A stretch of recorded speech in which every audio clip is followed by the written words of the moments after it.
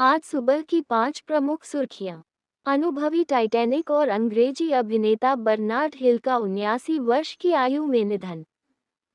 भारत ने मॉरीशस को 14,000 टन गैर बासमती चावल के निर्यात की अनुमति दी। 5 भारतीय युवा मुक्केबाजों ने एशियन अंडर-22 और यूथ बॉक्सिंग चैंपियनशिप में स्वर्ण पदक जीता। नवस्वीकृत सिकल सेल थेरेपी चिकित्सा प्राप्त करने वाले विश्व के पहले व्यक्ति। इसरो ने सेमी क्रायोजेनिक इंजन परीक्षण में उपलब्धि हासिल की। आज का इतिहास। 7 मई 19।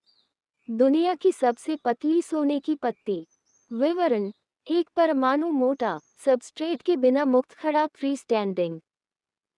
विकास। लिंकोपिंग विश्वविद्यालय स्वीडन में बनाया गया। संरचना। प्रत्येक सोने का परमाणु 6 अन्य परमाणुओं से विशिष्ट रूप से जुड़ा होता है। मोटाई। लगभग 100 नैनोमीटर। व्यावसायिक सोने की पत्ती से कहीं अधिक पतली और मानव बाल से 400 गुना पतली। प्रक्रिया। प्रारंभ में टाइटेनियम कार्बाइड परतों के बीच सिलिकॉन परत का उपयोग किया गया। आदर्श आचार संहिता क्या है? ईसीआई का एमसीसी चुनाव से पहले राजनीतिक दलों और उम्मीदवारों को विनियमित करने के लिए जारी दिशानिर्देशों का एक समूह है। एमसीसी को शुरुआत में चुनाव आयोग द्वारा 1968-69 में मध्यावधि चुनावों के दौरान और न्यूनतम आचार संहिता और के शीर्षक के तहत पेश किया गया था। 1974 में ईसीआई ने एक औपचारिक एमसीसी जारी किया। केरल चुनाव के लिए आचार संहिता अपनाने वाला पहला राज्य था। प्रोनंसिएशन। नुआन। विश्व एथलेटिक्स दिवस 7 मई। International association of athletics federation (आईएएफ) की स्थापना 17 जुलाई 1912 को स्टॉकहोम, स्वीडन में हुई थी। पहला विश्व एथलेटिक्स दिवस 15 मई 1996 को मनाया गया था, जिसमें 50 देशों ने भाग लिया था। International association of athletics federation के तत्कालीन अध्यक्ष स्वर्गीय प्राइमो नेबियोलो ने विशेष दिन का जश्न शुरू किया। विश्व अस्थमा दिवस 7 मई। विश्व अस्थमा दिवस का आयोजन ग्लोबल इनिशिएटिव फॉर अस्थमा (जीनअ) द्वारा किया जाता है, जो 1993 में स्थापित विश्व स्वास्थ्य संगठन का सहयोगी संगठन है। विषय वस्तु 2024 और क्वोट। अस्थमा एजुकेशन एम्पावर्स और क्वोट। पहला विश्व अस्थमा दिवस वर्ष 1998 में मनाया गया था। इस दिन का उद्देश्य अस्थमा से पीड़ित लोगों को सशक्त बनाने के लिए डॉक्टरों, मरीजों और संगठनों को एक साथ लाना है। टाइटैनिक अभिनेता बर्नार्ड हिल का 79 वर्ष की आयु में निधन। अनुभवी अंग्रेजी अभिनेता बर्नार्ड हिल, जो और the Lord of the rings और ट्रेजर और टाइटैनिक और में अपने शक्तिशाली अभिनय के लिए जाने जाते हैं, का 79 वर्ष की आयु में निधन हो गया है। हिल का करियर 5 दशकों से अधिक समय तक फैला रहा, जिसमें मंच, टेलीविजन और फिल्म भूमिकाओं की एक विस्तृत श्रृंखला शामिल है। उनकी पहली प्रमुख भूमिका the ghost and the darkness 1996 में आई, जिसमें वेल किल्मर और माइकल डगलस ने अभिनय किया था। भारत ने मॉरीशस को 14,000 टन गैर बासमती चावल के निर्यात की अनुमति दी।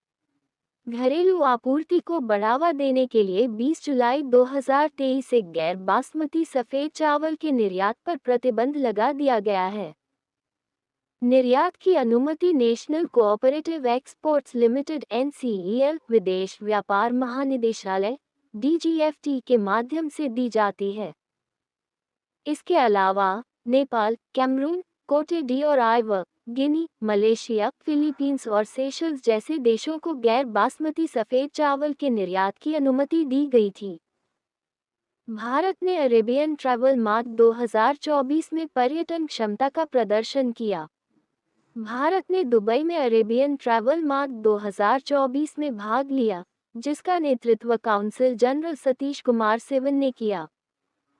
अरेबियन ट्रैवल मार्ट 2024 6 मई से 9 मई 2024 तक दुबई में आयोजित किया जाएगा।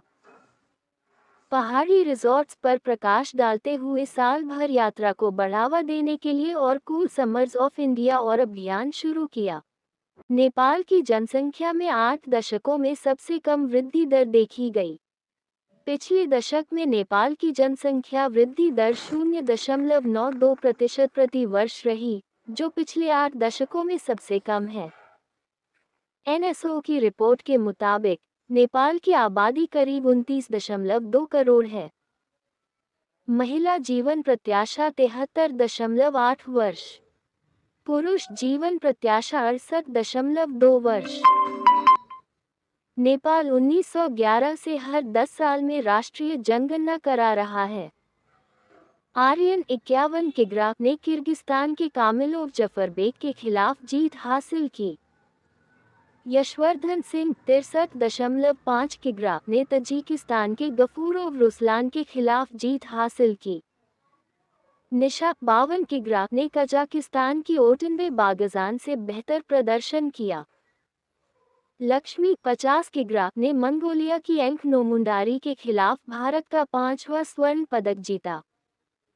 इस बीच 9 युवा मुक्केबाजों ने रजत पदक जीते। माइंडग्रोव कंपनी ने भारत की पहली वाणिज्यिक एमसीयू चिप लॉन्च की। माइंडग्रोव ने भारत का पहला वाणिज्यिक उच्च प्रदर्शन सोक सिक्योर आईओटी लॉन्च किया, जो आईओटी उपकरणों को लक्षित करता है जिनकी लागत 30% कम होने की संभावना है। चिप का लक्ष्य भारतीय सोक के साथ स्थानीय व्यवसायों को सशक्त बनाना, देश के भीतर नवाचार और उत्पादन स्केलेबिलिटी को बढ़ावा देना है।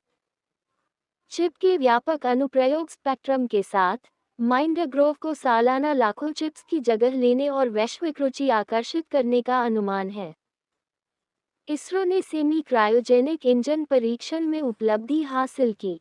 इसरो का एलपीएससी प्रणोदक के रूप में लॉक्स केरोसिन के साथ 2000 के थ्रस्ट सेमी क्रायोजेनिक इंजन के विकास का नेतृत्व कर रहा है, जिसका उद्देश्य LVM-3 पेलोड क्षमताओं को बढ़ाना है। सेमी क्रायोप्री बना का पहला सफल इग्निशन परीक्षण 2 मई 2024 को IPRC महेंद्रगिरी में हुआ, जिसमें सुचारू और निरंतर इग्निशन का प्रदर्शन किया गया। मुख्यालय बेंगलुरु।